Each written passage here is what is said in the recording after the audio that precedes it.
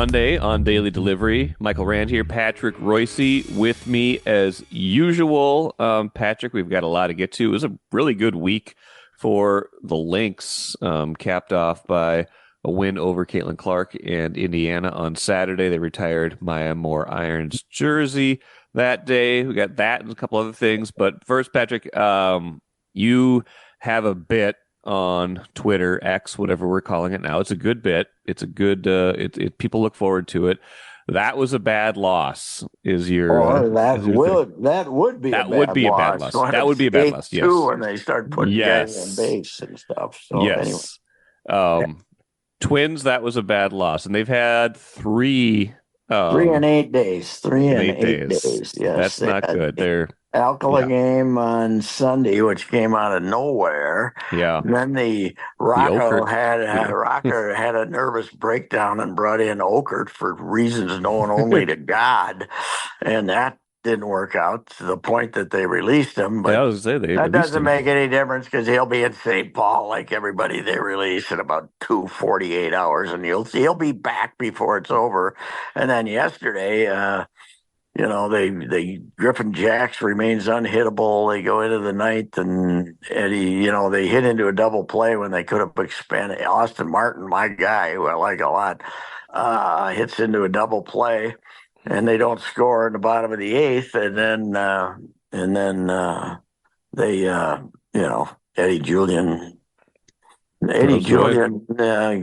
has a problem. They hit the ball to him. He throws the double. First of all, he stumbles around and doesn't catch the one beforehand, and then he throws the ball away. And the great Lars Nootbaar, one of the great names in the history of baseball. I was over there the other night, and Lars got a hit, and Lars hits the ball out into left field, and they lose the game 3-2. So it was 3 losses in 8 days, and really they haven't had many of those all year, but they are those things kind of come in circles, and right now they've had bad fielding. Bad pitching and then just dumb managing, and so I'm not a Rocco basher at all. I like the guy, but that whole Okert thing was one of the stupidest things I've ever seen in my life. So how he maneuvered himself into position of not letting Griffin Jacks pitch another inning after he threw only 10 pitches drove me nuts, because you get him out in the eighth the other night, and then you don't pitch him on Wednesday, and then he's got Thursday off. He's ready to go. So the whole logic of it made no sense. But anyway, 3 bad losses, and they're destined to finish third in the AL Central. Kansas City just better than they are. Although Seth Lugo did finally get killed yesterday. He gave up 11 runs. But I think Kansas City is just a better team than they are, even though they beat them this year. And then the Cleveland is had their bad 3 weeks, right? And they still haven't caught them. So I don't know. Those were bad losses. And now you get the Braves. The Braves are kind of a big flop this year, but they're still the Braves. They get good pitching. And then who's over the weekend? Toronto, right? So yeah, I think that's right. Which is always, they'll probably hit like 11. They'll probably hit like 11 home runs against them. Toronto always comes in and knocks the ball around target field for some reason. Toronto's had a really disappointing year, and but they still, they'll end up throwing 3 veteran pitchers. You're going to face Kevin Gausman. He pitched yesterday, so he'll be pitching next weekend. Yep. He's great. I don't know when Barrios is pitching, but you'll face some good veteran pitchers. So, the Cardinals were the weakest of the 3 teams coming in here, and they ended up beating you 2 out of 3. So that's not good. Yeah, well, especially when yesterday's those games, when you have like a bullpen meltdown like they had a couple times, like those are you hope you can kind of explain those away, or maybe those are almost easier to kind of just wipe away, because it's like, okay, sometimes the guy's just going to get hit around and that's life. But when you give away a game with like a couple with an error and then like a bloop and stuff like that, and it's just like all of a sudden you're just like, wait, we lost that game? What happened? You just go home and you're thinking, what what just happened? I don't think that those can linger. They've been good this year about not letting that affect their next game. They've been good at they had been good at closing out games. I think we read that this was the first time that they had taken a lead into the ninth inning and blown the Yeah, lead, right? It was like 59 58, and no, 0, 59, 59 58, and yeah. 0. Yeah. So, So yeah, that's true. I mean, Duran has not been what he was last year, but no, still he's been finishing them. And right. you know what though? I look at him. They got three starting pitchers, Yeah. and that's given Simeon Woods Richardson credit for being pretty Mm-hmm. good. And Zebby was okay He was yesterday, good but yesterday, he yeah. was kind of messy, but. He ended up getting, but only goes five, so we're back Right. to starters. Oh, goody, he went five starters, which puts pressure on the bullpen. You got you're missing Buxton, you're missing Correa, you're missing Brooks Lee. You're you're gonna Correa. You might as well write that off the way it sounds. I mean, the guys who said that bad ankle, the most frightening thing he said is because of this condition of this ankle, of this foot, I can't come back like I did last year with the plantar fasciitis in the other foot. In other words, that ankle surgery from 2014 that scared off the Giants and the Mets. This is plantar fasciitis. It's different, but there is a problem within that, Yeah. a long-term problem within Right. that. And and I don't know how the plantar fasciitis gets cured if it doesn't get ripped, supposedly, because all we've been told through the years is the only way you get comfort with it is if it tears itself because they can't do it surgically apparently. So I don't know. I just don't see how this team gets the finish line. They might squeeze into the playoffs, but my God, they got guys playing, and now I see Larnick has joined the Justin Morneau whining about it's too it's too bright Oh, at 640 with the 640 games. You can't see the ball, so the last couple of innings.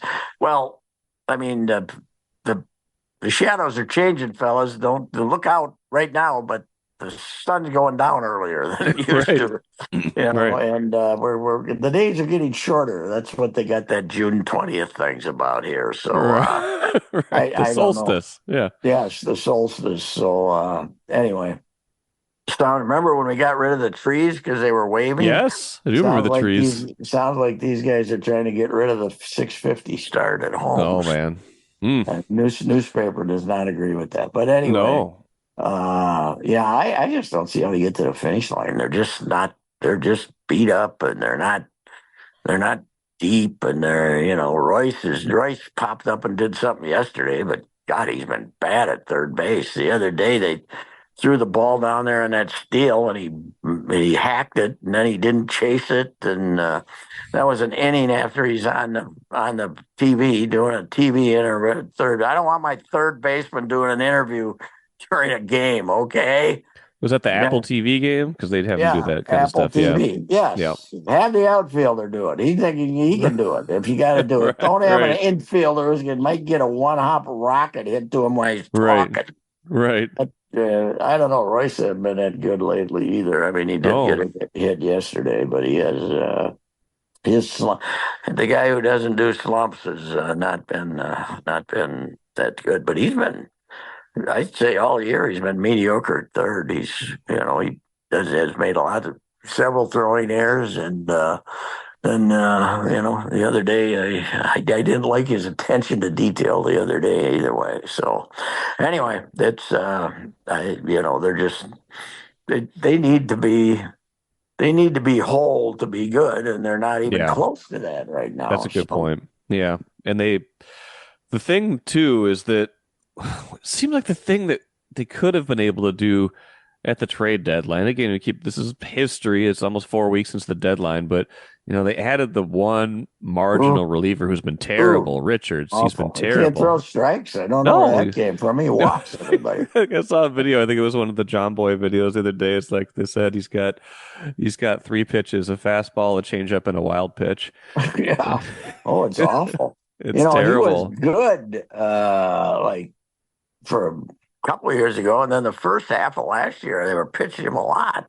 And then he went in a tank and he hasn't been worth a dang since. And now he's well, you found out how unusable he was because they wouldn't pitch him the other day No, when they no. they pitch Alcala, not Alcala, they would Ogre. pitch Ogre instead Yeah. because he can't pitch the eighth inning so now he can't pitch the third inning for goodness sake. So Well, yeah, that's a disaster. So yeah, and and Phil and I were talking about this at the day. I think it was on Friday's show that the kind of ace in the hole last year was Varland, but can you even do that now? Because you got to keep him stretched out as a starter right now because he's the next guy up as a starter.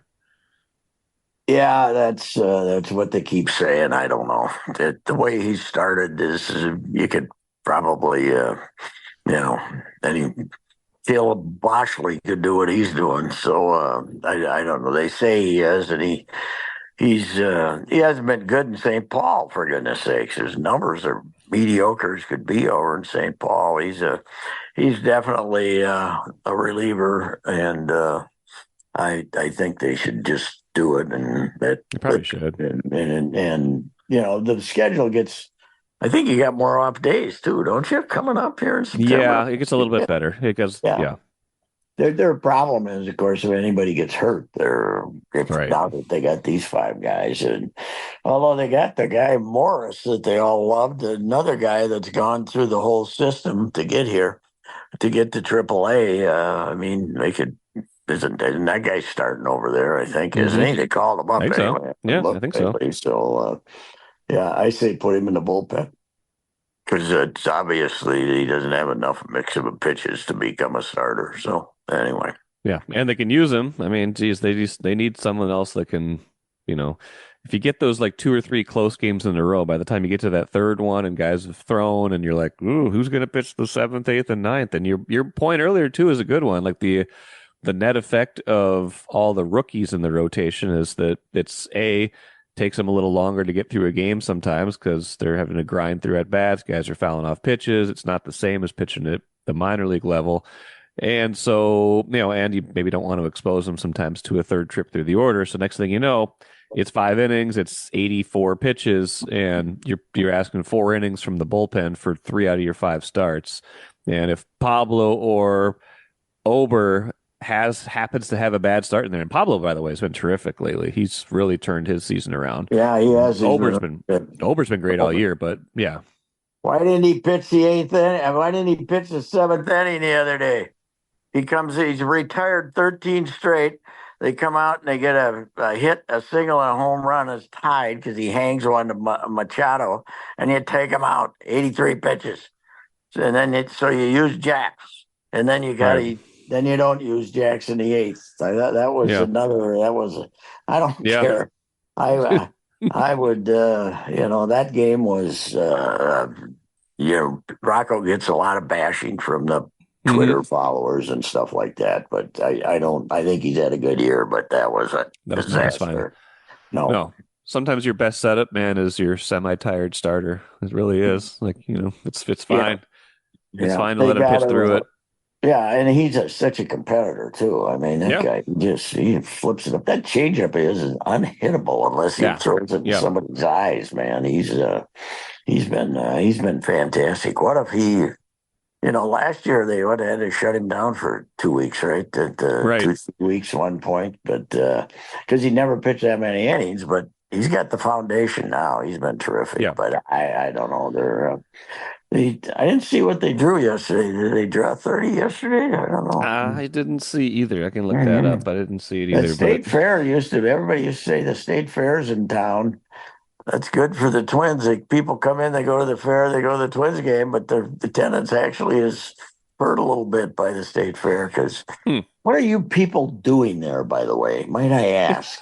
The other day, it's raining like hell in the morning, and you got 130,000 people show up for opening day. What has gone on here? I got to go out there today. I'd Me rather too. I'd rather go get a medical examination than go out there. In a day like today, it was going to be hot, although not as hot as it was supposed to be. You just told me, which Yeah. is good. Yes. But I just don't get it. It's a food fest. You know, It's a food fest. it's Yeah. not it's nothing else anymore. It's you can't even go see a pig get born this week, right? Or a calf, right? They I had to don't know. cancel that for some Right. reason. The flu, Not the that I cow was flu. that was not that I was big on going watching calves get born, but I mean, it's none of the reasons that it exists exist anymore. It's just to go eat food. That's the only reason it exists anymore. Yeah. Yes. I did Okay. not Don't get me have going. Don't get me going on well, the state I fair. didn't I didn't have not that I'm big on watching a calf get born on my bingo card this morning, but I hope everybody else did. I'm still bitter for the years I had to go out there 9 times, and I couldn't. I mean, I was having a mental breakdown by the end of it. So anyway, So it's a good time. Let's plug some stuff as long as we talk about the fair. I've got like an Access Vikings live recording at 11 today. Then I'm talking to PWHL Minnesota players at 1. Those are on the Star Tribune stage. What are you doing out there ask today? if whatchamacallit is there, ask the two bleep disturbers if they really got I really got don't, Natalie fired or I not. Well, don't, I don't think we're going to get into that go at the right fair. straight at them. Go basically ask them. I don't That think we're going to line, get into that at the fair. Shell. Yeah, I don't know. I think it's time to find out if they actually got her. If they were the Suter and Parisi of the women's locker room. Come on, let's go. They might have been just, worse. just You me know. and you guys and 130,000 of our closest friends. Nobody will ever know. Yeah, I Just just tell don't. me, just on the side. You've got a couple K fan things and I get on a your couple. KSTP thing, right? I got Chad at Oh yeah, noon Chad. and Yep, yep, that's right. Dan at 3, and then I got my own stuff where I actually get some money from 1:30 or 2:30. But I really Good. want to get Stribby to come over and visit Yeah, Suture. you Yeah, should. I think that would be great. Oh gosh, yeah. Suture would. Do we know who Stribby is? It rotates. It's been rotating, I think. Oh, Yeah. really? Wow. Dana Wessel Wow. wants me to get in the Stribby costume, and then he's gonna get it. He's gonna get in the '93X costume, and then we're gonna Okay. have like some kind of like WrestleMania kind of thing Sword, a going on. sword wrestler, sword Yeah, I fight, don't or know. something Yeah, like that. maybe. I I don't know. know. It is an Um, amazing phenomenon. I've only been going to it for like 70 years. You know, when I was a kid, my old sure, man right. was a Yeah. big fair guy, and he was a big fair guy. So we always came up, and but I thought in the 70s, if you would have asked me, I wouldn't even thought it would have existed by now because it was kind of petering out, and people, kind of saw the silliness of it all. But now it's bigger than it's ever been. Now there's more of us. There's more people in the Twin Cities too. Right. That's which is having a lot to do with it. But I don't know. People love it, man. You used to get They in do. for like, not what every year it cost you $2 more to get in than it did the year before too, right? I mean, the Right. prices aren't cheap, but what the heck? It's a great Minnesota get together, and That's they what we call still it. pulling it off. And whoever, we still don't really quite know who's on how you get on the fair board, but Let's talk about the Lynx before we go too deep on the hey, fair. Unless Lynx, you have more. man, Yeah, they're great. beating the Aces bloody twice. Got Twice. because they shot like 60% both times, right? I mean, They're good. Man, they're they good. just the one out in Vegas, they just ate their lunch Yep. and shot. I think it was almost 60%, and Mm-hmm. then they came back and beat them here too Friday. I didn't pay much Yep. attention to that game, and then And then they the Fever made a little run yesterday, but or Saturday night, but then they fought them off, and Yep. they did go get a rebounder. They didn't want Yes. Angel Reese because who only had 22 rebounds yesterday, Right. but They didn't want her, but they did go get to prove the point that they could have used a rebounder. They went and got Right. the kid from Washington, who was an all league a couple of years ago. What Yeah, happened to her? it was like second team all WNBA. I think it was the bubble season that she was. I think the bubble season was kind of weird, right? Like it's just a lot Yeah, of because people had. I got a confession to make. I'd never heard of her, but but yeah, I mean that gives her two. But yeah, they make shots, man. You make shots, you're good. And Collier's been even better since she got back from the Olympics. So She's been terrific. Yeah, she's been great all year. But fantastic, making all her shots, and she gotta be first team All NBA, doesn't she? yeah, this year I would think so. All WNBA. Yeah. She's I think she's got to be like at this point in the MVP conversation. Like I don't think she's going to win it based on just she's not With even for as great as she is, she's just not. People don't think of her in that kind of superstar power way yet, but she's having one of the three or four best seasons this year. Oh yeah, she's terrific, and Wilson's supposed to win it, right? Or I Yeah, think Asia will. I mean, yeah, she outplayed her in some of these in a lot of those stretches. Yeah, Yeah, well, still up in Maisha Hines Allen is the player they got from Washington, and she's played quite a bit, so far. So far, so good. Well, if Nafisa doesn't win it, Cheryl can complain, which is one of her greatest attributes. So, okay. So, But 22 and 8 now. They're rolling. Man. Well, what are they? They're still the third seed. Liberty never loses. Right? So yeah, Liberty's going to be number one, but it could be too. Well, by the end of the year for sure. And you want to be. I mean, you definitely want to be top four, so you get that home playoff. They should be that, but there's 5 teams that are kind of battling for top 4, but they should be right there. They're good. Well, they should increase the post Maya victory total in the playoff from 2. I would think this year they won 2. Did they really have the Maya ceremony after the game? Yeah, that's what I saw. Must have been was it a national TV game or something? I don't know. It might have been. Ceremony. It probably was because it was a Caitlin Clark game. So yeah. So they didn't want to have the TV said no, thank you to the Maya thing. So, okay. Yeah, Minnesota. Go ahead. Greatest winner in the history of women's basketball. So when you throw in high school and UConn, and then I think between high school and UConn, she lost like 4 games or something. I know. It's amazing, isn't it? And then, and then here she won 4 titles in 7 years, including as a rookie. They had won one playoff game in their history before she got here, and they've won 2 since she left. She won 40, and team has won 43. So it's amazing. Great player too. Great kid, and it's quite a path she chose for herself after she left the NBA. So was WNBA. Yeah, she was poor downtown Minneapolis. So I mean, nobody wants to come downtown anymore. They had 30,000 at the Twins game. They had 19,000 across the street, and they had 50,000 watching some rednecks sing down at. So you had 100,000. Zach Bryan, is that what it was? Yeah, or somebody. I don't know who it was. I assume they had a big crowd at the people. I mean, at the Ziggy Dome. People told me that the traffic was horrible, like at 2:00 in the afternoon downtown, because the hootenanny people were loading up and going down there. So, 100,000 people downtown. So. For those events, so incredible. So. Yeah. Well, the Lynx look like they're on a pretty good path. We'll see if the Twins can get to the finish line. Patrick, couple more things. About the Lynx. It's getting to be a more serious league too. Now we're up to 40 games. We're up to 40 games now. We're playing a full season, and they're paying.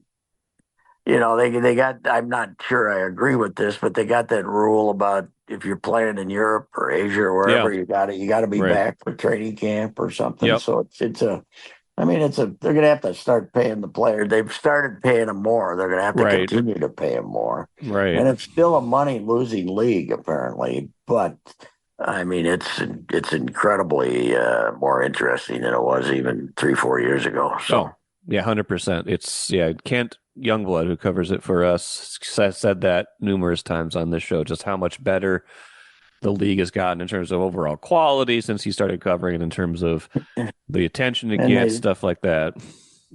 and they do they're really upping their complaint to the referees game too, which is very important if you're going to compare it to the NBA because who was the last time I went a week ago? What was it? Oh, it was Washington was here, right? Yeah, Wasn't Washington was Washington here. Yep. here?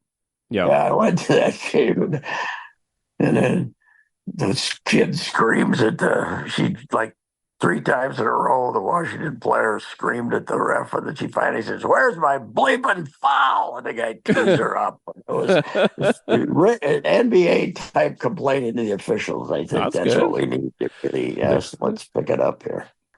Watch your dreams and savings grow with Royal Credit Union's 4.25% annual percentage yield 12-month certificate. Open now at any Royal office or online at rcu.org/certificate saver. Early withdrawal penalties could reduce earnings and principal. APY accurate as of 2/1/25. Insured by NCUA. Got a couple other things to talk about. I got a couple emails. Probably don't need to talk too much about the Vikings before that. It was just a preseason game. They beat the Eagles with all their scrubs. Jaron Hall played pretty well. We're going to have a quarterback controversy, Patrick. Yes, let me bring this up though. Last night I heard the end of Tirico was on with whoever he's on. I think it was Tirico was ever. They were doing some game last night, and they were talking about the issue of the regulars all playing in these scrimmages, and then none of them playing in the game, Yes. and they were talking about whether the exhibition game should just be monitored by the coaches, and to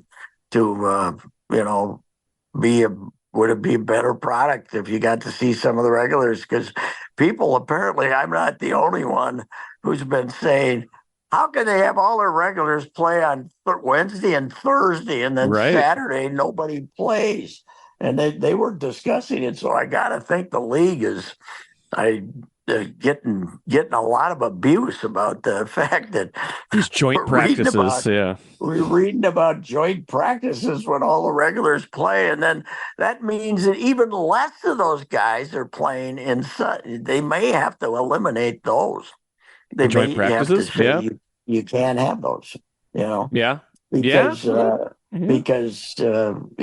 then then all the guys that you might get to see for at least a quarter or a quarter and a half, you don't even get to see them at all. So it's the greatest ripoff in sports, and it's not like baseball, because you know what you're getting when you go to 32 baseball games down in Florida. You know that you're not going to see the regulars, but you're charging way more than you used to, but you're not charging full price anyway. Right. So Right. it's and NFL's got to do something about these exhibition games. But anyway, Jaron Hall looking great, man. We're lucky to have him. I think that it doesn't look good for my guy gunslinger Nick Mullins. I think we'll probably keep Jaron, don't you? I think they'll keep both because they probably, with McCarthy out for the year, I think they still would probably want to have Mullins as the backup for now. But that's interesting. That was the thing. Like the only interesting thing about that game, because nobody was playing. The only interesting thing about the Saturday game was that they had O'Connell mic'd up for the third quarter, and one of the first things he got asked about was Hall, and he had some pretty good praise for Hall. He liked a lot of what he was seeing out there. Of course, they were winning, but it was who's older, Nick Mullins or Jaron Hall? That's a good question. I think Mullins is 20. Jaron Hall's 27 now. So yeah, I think he's Jaron 26 Hall, or something. Yeah, I think it's still Mullins, but that's a good question because I kind of forgot he was one of the older rookies, right? Because he was a 25-year-old BYU kid because he did guy, the missions. did the mission. That's right. Yeah. So we'll see. Cut down day is tomorrow. We'll talk about that on Access Vikings, like I said, when we go to the fair today, and probably do something later this week on that. But yeah, I don't know. I'm not terribly optimistic about this season, but I think the defense could be pretty good. And if the defense is good, they've got a chance. But I I don't. think they're gonna have 12 games where we don't know who's gonna win with 2 minutes to go, and we'll see what happens in those. I think they're one of those middling teams. There's five good ones and five. Boy, everybody's got Caleb Williams fever though on TV. Yep, he's good. They trying to get us to watch, or is he good? I think he's good. I think the Vikings are 4th of 4 in the division right now, but we'll see. We'll see. Oh, Detroit Ken. tank. Detroit tank. I've seen him enough. I've seen him enough. They're gonna tank it. They got the guy's gonna be in a straitjacket when the year's over. He's gonna be committed for so anyway, they had to run. They had their one pop up they had one year. They had a pop up one year with Jim Schwartz. Remember, they fired him about a year later. That's true. That's true. 2 emails. One from Ken says, "Hi again, Michael. State Amateur Baseball Tournament, aka Town Ball Tournament, is wrapping up its second weekend today." He sent this the other day. Mm-hmm. The tournament ends on Labor Day. After Patrick Reusse wrote his annual tournament column a week or so ago, I was hoping you'd ask him about it last Monday. Nobody in the media knows as much about Town Ball as Patrick. Maybe you can talk about it on today's show. So I did not get out there this weekend. Chip was out there he was at the Belle Plaine ballpark and was telling me how great it was. And if you want to see some great ballparks, Green Isle, I was out there, and that's a great little one. And Jordan is probably the second best town ballpark in the state, with Delano being first. And then Belle Plaine is terrific too. You got some strange. Some of the established teams didn't make it. You didn't even make it to the tournament this year.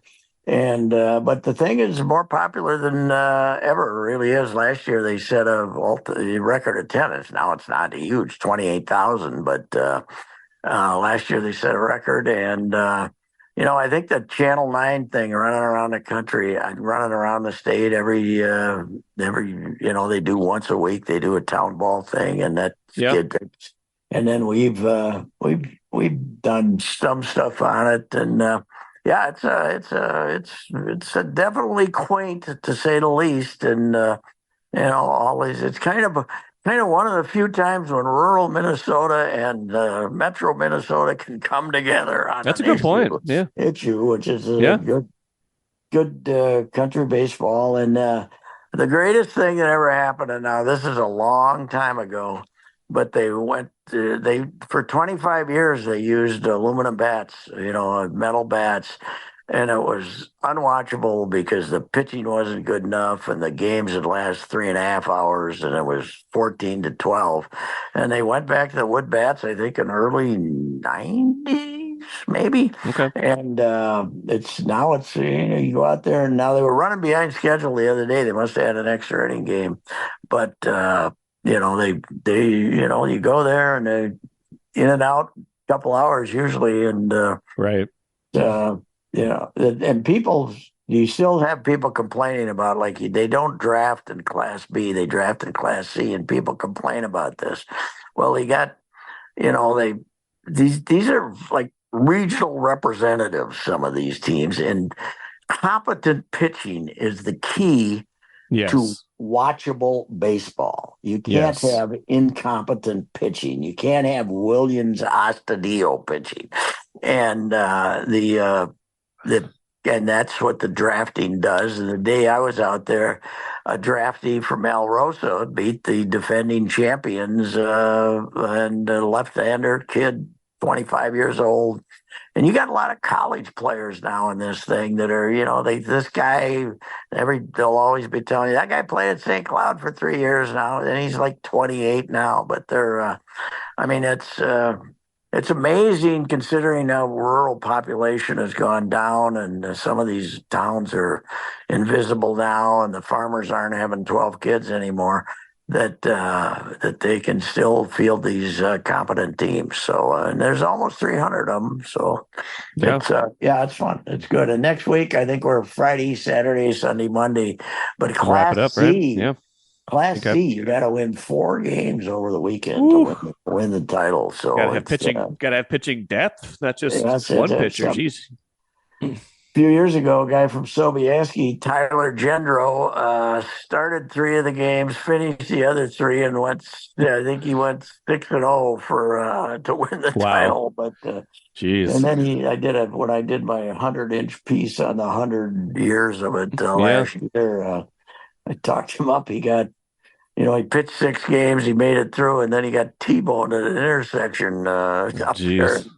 And he came back and pitched that year with screws in his elbow. So that's kind of the town team philosophy. Oh, wow. It's caused, alcoholism has caused quite a few marriages to break up, but second is baseball. They get 2-3 kids, and the mom says, okay, that's enough. You're 32, and you pretty much got to make your choice then, whether you're going to play baseball or, say, visit the kids on weekends during the off season. So I know a lot of divorced baseball players who didn't have a drinking problem. So anyway. Well, the other email I got was from a listener named Paul. So I started listening to Daily Delivery last fall, and now I'm a regular listener. I have 2 questions for you on something I think the sports desk at the Star Tribune missed. Did you know that Minnesota has their very own semi-pro ultimate Frisbee team, the Minnesota Windchill? Paul, I did know that. I actually had someone from the Windchill on, but it was probably a year or 2 ago, maybe before he started listening. And 2, did you know that this team won the national championship last night? So this must have been over the weekend in Utah. I did not know that they won the championship, but I do know that now. But the Windchill, Patrick, we got it done. They did it. We got Carlton and McAllister graduates on those teams. They were very dominant in the college scene. Those are bitter rivals in Frisbee. Carlton Frisbee. and McAllister, and congratulations to the Windchill. Didn't some other team have that nickname and last about a week or something? I thought there was another team that called themselves the Windchill. I don't know. Was it like some other sport? Was it like a roller hockey, or no? It was the blue. I can't remember what it was. Maybe I'm wrong. I don't know. I kind of miss. We still get it at some, but I kind of miss the kind of pop-up leagues where they just didn't really have much of a plan, but they're like, we're going to give this a shot. Who was the Arena Football League will live in infamy team. The one this year that started up and came back. Yeah, Ricky Foggy was the coach, right? They were the myth, right? That was perfect. And they were a myth. That was the most aptly named team in Minnesota history. Yes. The myth. Yeah, they lasted one game. Worst sport I've ever seen. Indoor football. Worst sport ever.